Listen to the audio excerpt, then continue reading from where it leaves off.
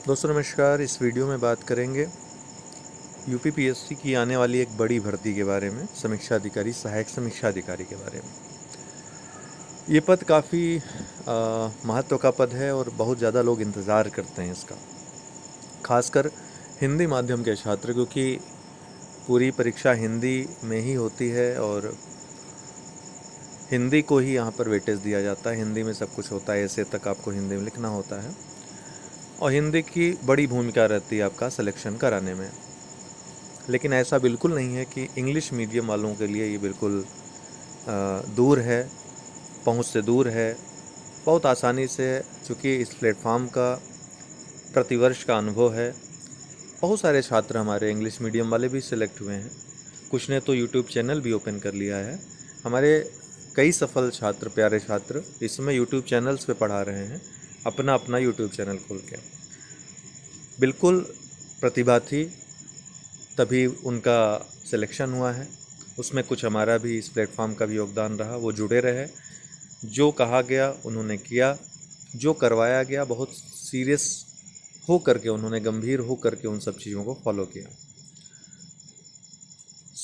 ज़रूरत है पैटर्न को समझ करके सही तरीके से उसको बार बार। देखिए, हमने आपको पहले भी बताया कई वीडियो में कि आरओ की परीक्षा के लिए बहुत ज़्यादा गहन अध्ययन की आवश्यकता नहीं है, लेकिन जो आप पढ़ेंगे उसको बार बार पढ़ने की आवश्यकता है, चीज़ों को कंठस्थ करने की आवश्यकता है, क्योंकि हाई मेरिट वाली परीक्षा है, हाई कट ऑफ वाली परीक्षा है ये। इसलिए आपको थोड़ा सा ध्यान देना पड़ेगा। यूपी पीसीएस से ज़्यादा टफ पेपर आता है इसका, और यूपी पीसीएस से ज़्यादा कट ऑफ, ज़्यादा आपको अंक लाने पड़ते हैं इसमें प्रीलिम्स क्वालिफाई करने के लिए। कुछ वर्षों से इस परीक्षा में कंपटीशन लगातार बढ़ा है। निगेटिव मार्किंग होने के कारण पहले के लोग जो तैयारी करने वाले हैं उनको ध्यान देने की आवश्यकता है कि कहीं कहीं कमी न हो जाए। और अभी हिंदी पहले से नहीं आती है, नए नए शब्दों को, नए नए प्रश्न बना रहे हैं आपको उलझाने के लिए। और हिंदी की अगर व्याकरण की आपको जानकारी थोड़ी बहुत नहीं है, सिर्फ आप रट कर गए हैं, प्रैक्टिस सेट लगा कर गए हैं, एक सामान्य सी पीडीएफ पढ़ कर गए हैं, नियम जो थोड़े बहुत होते हैं, ट्रिक्स जो थोड़े बहुत होते हैं, उनको नहीं आपने देखा है, तो आप पीछे रह जाएंगे। और विश्वास मानिए, अगर आपने हिंदी, इवन मैं जितना आपको दूंगा उतना आपने हिंदी कर लिया, तो 60 में 60 आपके आने तय हैं, कोई रोक नहीं सकता है। हर एक टॉपिक से रिलेटेड कुछ न कुछ नियम हैं, उन नियमों को आपको ध्यान में रखना है। अगर कुछ इतर पूछता है आपके जो परीक्षा पैटर्न है उससे अलग, ठीक है। अब तो रही ये बात, अब जैसे कि इस बार ही विशेषण विशेष से संबंधित जो प्रश्न आते थे उसमें एक दो परिभाषा दे दिया, तो लोग उलझ गए, गलत करके चले आए, क्योंकि आप परिभाषा नहीं पढ़ते हो, आप नियम नहीं पढ़ते हो। किसी जैसे विशेषण विशेष है, कितने प्रकार के विशेषण होते हैं, हाँ, और उनकी क्या उपयोगिता है, उनके बारे में किसने क्या कहा है, किसने कितने प्रकार बताए हैं, ये सब भी पूछ सकता है। तो थोड़ा सा इन सब चीज़ों पर ध्यान देने की ज़रूरत है। प्रीलिम्स निकलता है तो उसके बाद आपकी आधी मेहनत वहीं समाप्त हो जाती है, आधी से भी कम। क्यों? क्योंकि मेंस का जो सिलेबस है, अभी हम आपको बताएंगे, उसमें आपको प्रीलिम्स से अलग अगर तैयार कोई चीज़ करनी होती है तो ऐसे और हिंदी कन्वेंशनल का पेपर, बाकी दो पेपर तो लगभग समान ही होते हैं। तो हिंदी बल्कि और आसान कर देता है, क्योंकि उसमें पर्यायवाची नहीं रहता है मेंस में। ऐसे आपको लिखना होता है और उसमें आपको टॉपिक दिए रहते हैं, यहाँ से ऐसे आएगा, जैसे आपके पीसीएस मेंस में रहता है। अंतर इतना रहता है कि ऐसे आपको हिंदी में लिखना होता है। इसके अलावा पत्र लेखन हो गया, सारांश हो गया, और सारांश के अलावा रेखांकित प्रश्नों की व्याख्या हो गई, शीर्षक चयन हो गया, सारणी रूप में सरकारी पत्र का जो लेखन होता है वो हो गया। तो ये सब कुछ, और मुहावरे लोकोक्तियाँ आएगा। इसके अलावा English to Hindi, Hindi to English, जो प्रशासनिक शब्दावलियाँ हैं वो आएगी। चलिए, अभी हम आपको सिलेबस डिस्कस करेंगे, तब हम अच्छे से आपको वहाँ पर बताएंगे। और बुक्स भी आपको यहाँ पर लिस्ट हम बता देंगे। इन बुक्स को आप अगर देखना चाहते हैं अपने पास रख सकते हैं सिर्फ इस परीक्षा के लिए। नहीं तो मैंने एक यूपी पीसीएस के लिए जो तैयारी करते हैं लोग, यूपी पीसीएस के साथ साथ आरओ की जो तैयारी करते हैं, उनके लिए एक वीडियो बनाया है, उसमें हमने पुस्तकों के बारे में बताया है। प्लेलिस्ट में स्ट्रेटजी वाले वीडियो में आपको मिल जाएगा। नहीं तो फिर से हम चर्चा करेंगे और किसी वीडियो में आरओ के पद के बारे में भी, समीक्षा अधिकारी के क्या कार्य हैं, अन्य जो पीसीएस के पद हैं और भी जो परीक्षाएं होती हैं तमाम, चाहे वो टीचर हो, असिस्टेंट प्रोफेसर हो, बीईओ हो, आदि बहुत सारी परीक्षाएं होती हैं, उनसे तुलना करके हम बताएंगे कि कौन सी अच्छी है, क्यों अच्छी है। फिलहाल आरओ का पद निश्चित रूप से ये पीसीएस के थ्रू इसका सिलेक्शन होना चाहिए था, लेकिन चूँकि यहाँ पर कार्य शैली, आपकी जो कार्य है उसकी रूपरेखा अलग है, आपको हिंदी में कार्य करना होता है, इसलिए इसको अलग से लिया जाता है। यहाँ पे हिंदी का मुख्यतः आपका ज्ञान परखा जाता है, दक्षता परखी जाती है, ठीक है, तभी आप राजकीय कार्यों में अपना योगदान दे पाएंगे। इस पद के साथ जो सबसे अच्छी चीज़ है वो ये है कि जीवन पर्यंत आपको 1 या 2 या तो इलाहाबाद या फिर लखनऊ, इन 2 शहरों में रहने का अवसर मिलेगा। गजटेड पोस्ट है, आगे प्रमोशन के बहुत अच्छे चांसेस होते हैं। देखिए 2014 के पहले वाले जो आरओ थे वो अब एसओ हो गए हैं, सेक्शन ऑफिसर हो गए हैं। तो इस तरीके से प्रमोशन बहुत अच्छा होता है इसमें। और प्रमोशन नहीं भी जब तक होता है तो एक बहुत ही महत्व का पद आपका होता है। शांतिपूर्ण वातावरण में आपको कार्य करने का अवसर मिलता है और काफ़ी महत्व का पद होता है। पूरे प्रदेश भर में आपकी फ़ोन कॉल का काफ़ी महत्व हो सकता है, मतलब आपके काम हो सकते हैं सचिवालय के थ्रू जो है, अगर आप फ़ोन करते हैं। बाकी आयोग में आप शांतिपूर्ण आगे की तैयारी कर सकते हैं। राजस्व में बहुत सारे मौके होते हैं, अन्य भी बहुत सारे मौके जो आप ढूंढते हो वो सब भी यहाँ पे रहता है। इसके पहले कि आगे हम सिलेबस डिस्कस करें, आरओ के कोर्स में एडमिशन अब स्टार्ट हो गए हैं। आप इस नंबर पे व्हाट्सअप करके हमारे टेलीग्राम कोर्स से जुड़ सकते हैं। डेली क्विज स्टार्ट हो जाएगी, आपको पहले ही हम बना हुआ कोर्स तैयार करके दे देंगे। एक ग्रुप वो रहेगा जिसमें पूरा कोर्स रहेगा, उस ग्रुप के वीडियोस और पीडीएफ और टेस्ट आप सॉल्व करके, बार बार सॉल्व करके, जितनी बार सॉल्व करेंगे उतना ही आप परीक्षा पास करने के नज़दीक पहुंचते हैं। तो पूरा रिवीजन कर लिया तो वो पूरा आपकी तैयारी हो गई, वो पूरा पैकेज है। इसके अलावा लाइव क्लासेस और क्विज तो चलेगा ही, टेस्ट होंगे, प्रीलिम्स की बात अभी मैं कर रहा हूँ। और जब नोटिफिकेशन आ जाएगा उसके बाद प्रोग्राम को और ज़्यादा इनोवेटिव बनाएंगे।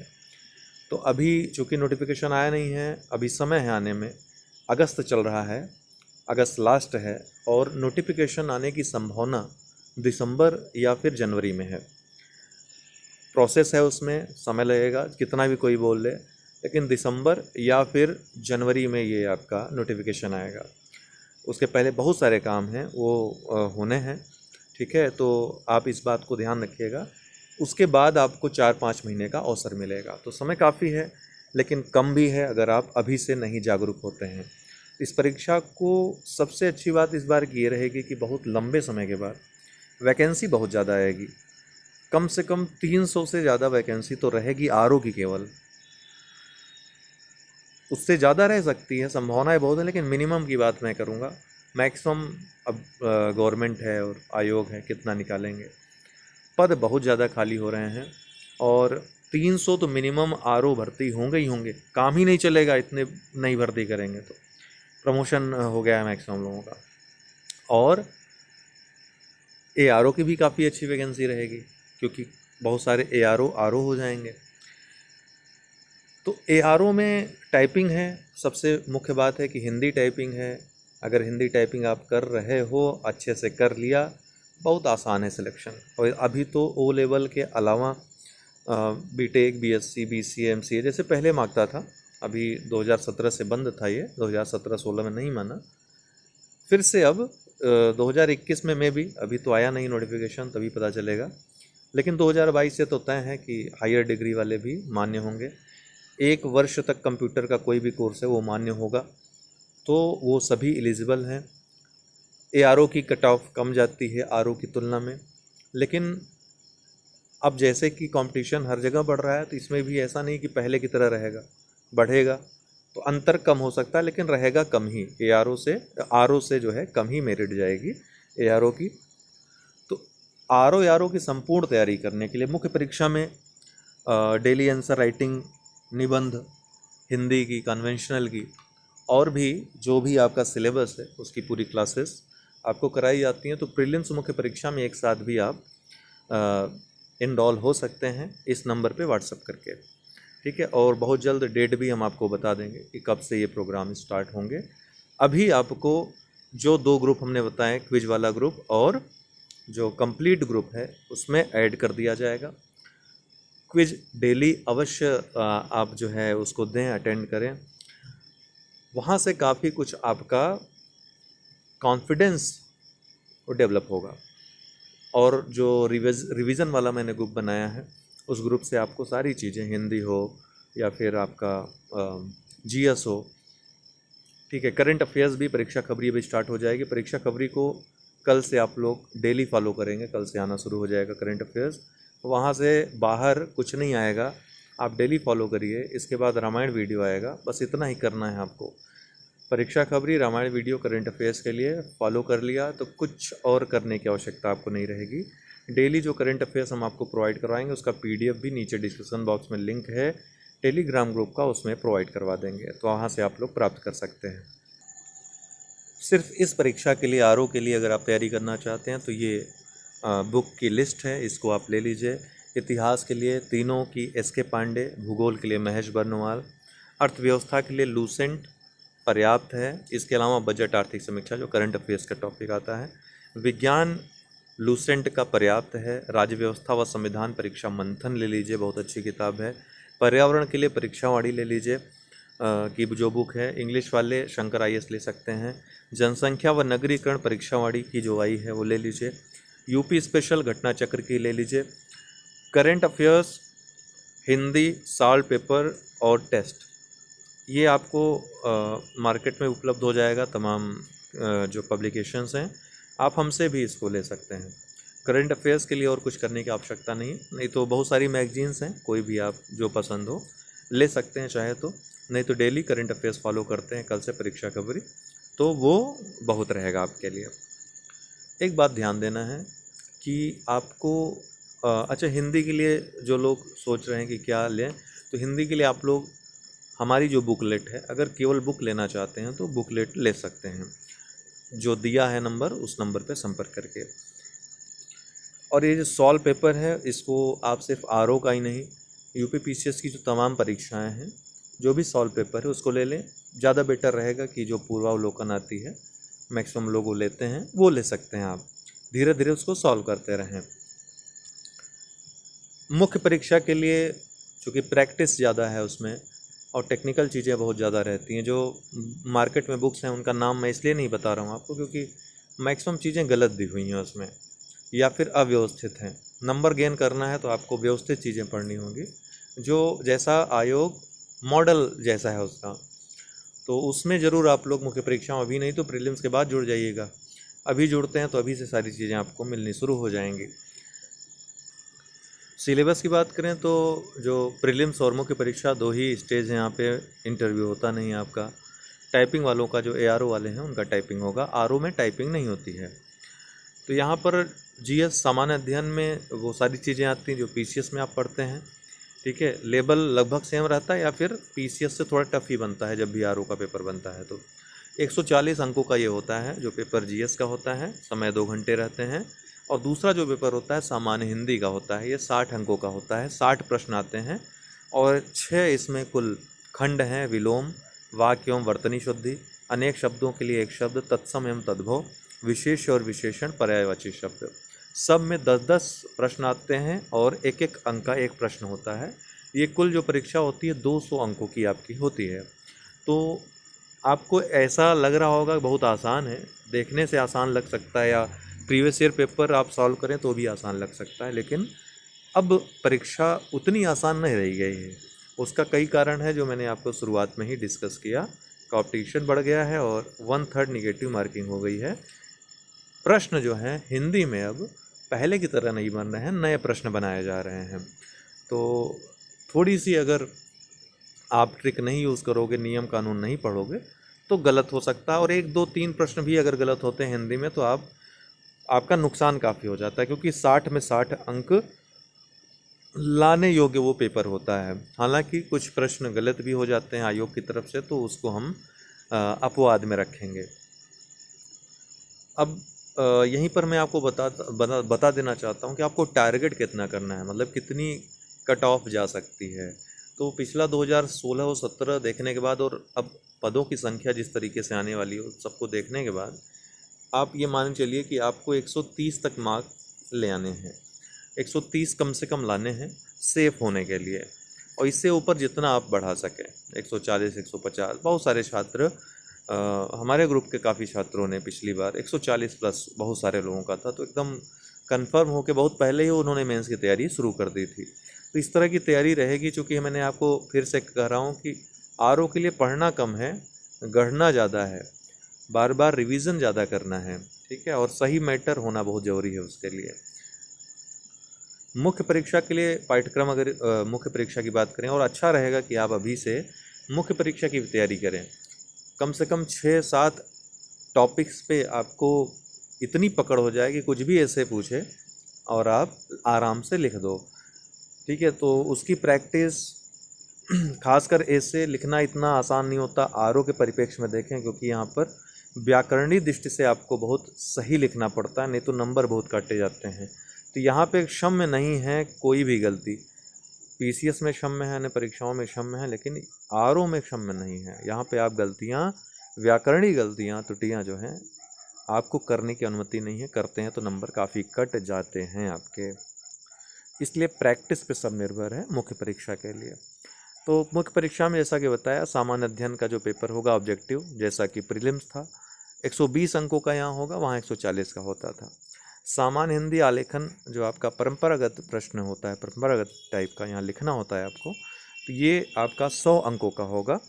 और इसमें क्या क्या चीज़ें रहेंगी, दिए हुए गद्यांश का कोई गद्यांश दिया रहेगा, अपठित गद्यांश जिसका शीर्षक लिखना होगा, सारांश लिखना होगा, और रेखांकित अंशों की व्याख्या करनी होगी। किसी इसमें विशेष आप अगर कौशल नहीं हासिल करेंगे तो आप उच्च अंक नहीं हासिल कर सकते हैं। अब यहाँ पे क्या है कि एक 2-2 अंक का ही फर्क फाइनल रिजल्ट में आपको दिखाई पड़ता है कि 278 मेरिट गई है, लोग कहते हैं हमारा 2 नंबर से रुक गया, हमारा 3 नंबर से रुक गया, हमारा 1.5 नंबर से रुक गया, आधा नंबर से रुक गया।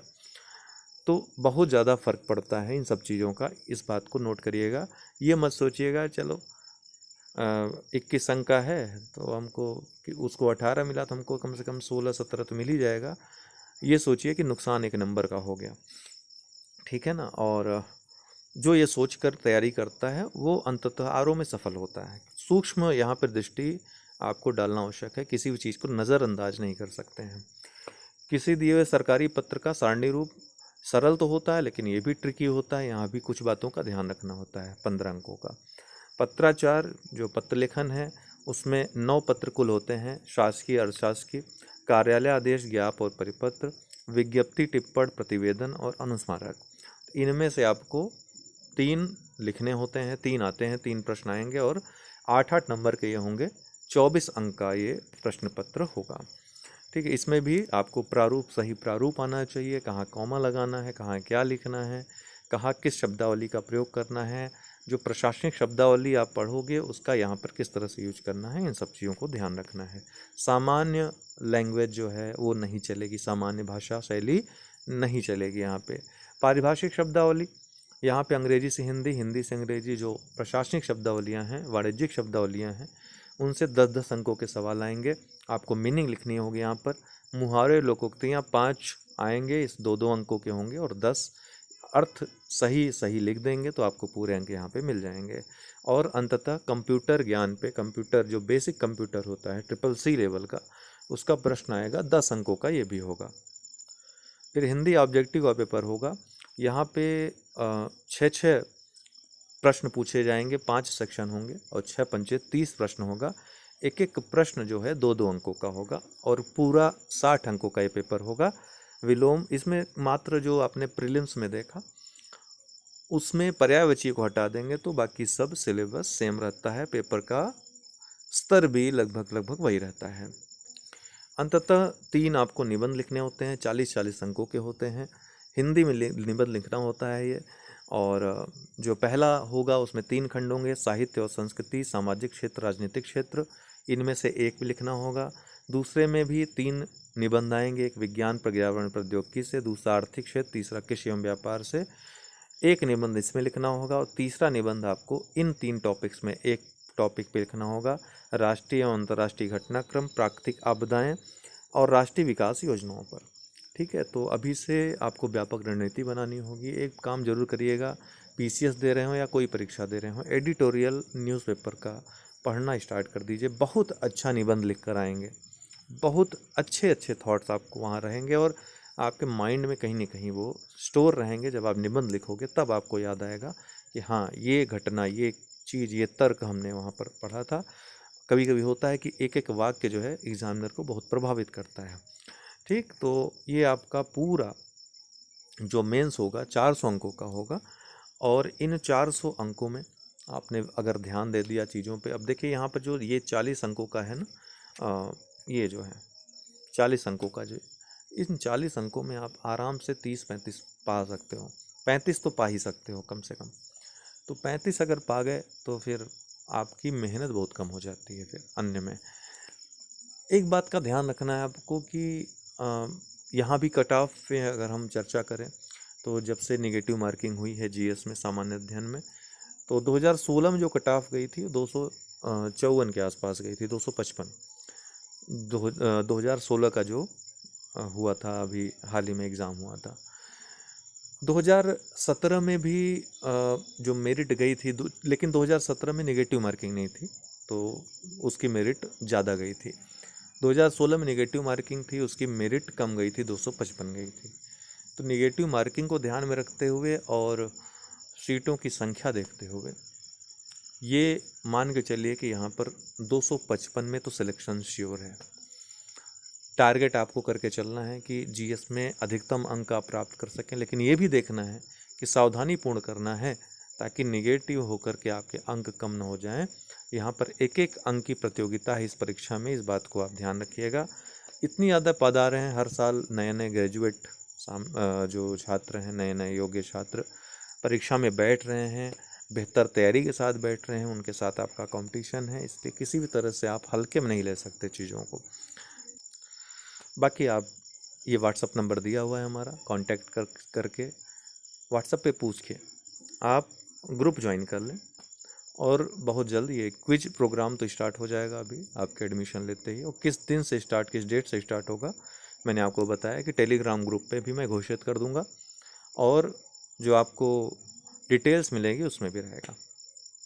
ठीक है, अगर कोई और क्वेरी हो तो पूछ सकते हैं। बहुत बहुत धन्यवाद।